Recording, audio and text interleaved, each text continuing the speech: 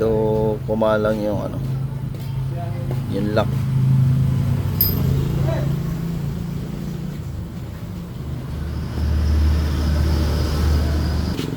So yun, ito yung pinalitan mga boss.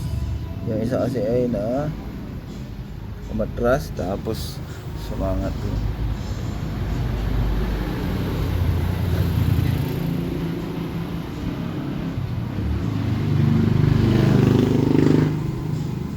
So yan yung walang kabagay-bagay na sira overall dahil lang dito isang ito. Actually napalitan na ito mga boss, yung isa. Ito naman mahigpit. Ito lang yung lumuwag. Ayan. Parehas kasi siya yung lumuwag. Kaya lang ito na yung sumaya doon sa sigunyal. Ayun nag-stack up. Ayan. Kaya na-overhaul. Yan ang problema lang nito. Walang ibang problema mga boss. Kundi yung ayan.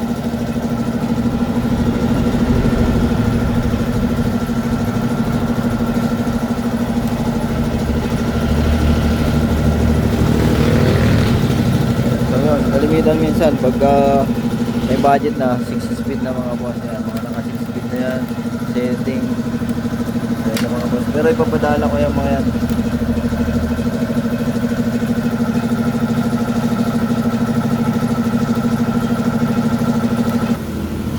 Yun, clutch lining okay pa, piston ring okay pa rin, kaya wala ibang papantan mga boss.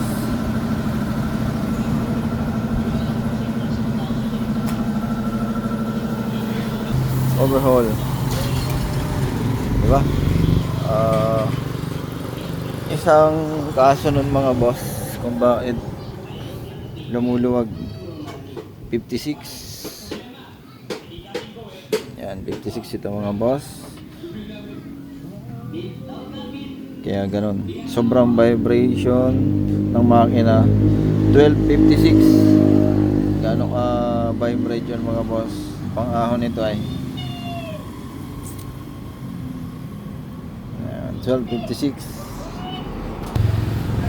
So yun, pinalitan na rin natin ng sigunyal bearing.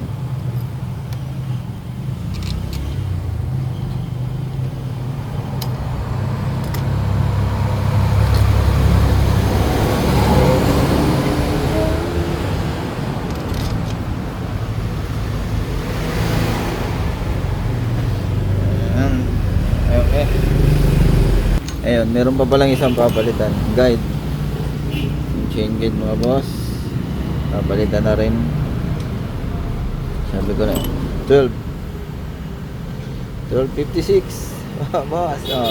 1256 sprocket combination, napaka-vibrate nito, kaya yon. Kahit sabing hindi ka anong gamit or hindi ka anong persado, gawa ng malaki nga yung kanya sprocket, pero ma-vibrate nga yan, kaya yan ay lumuwag.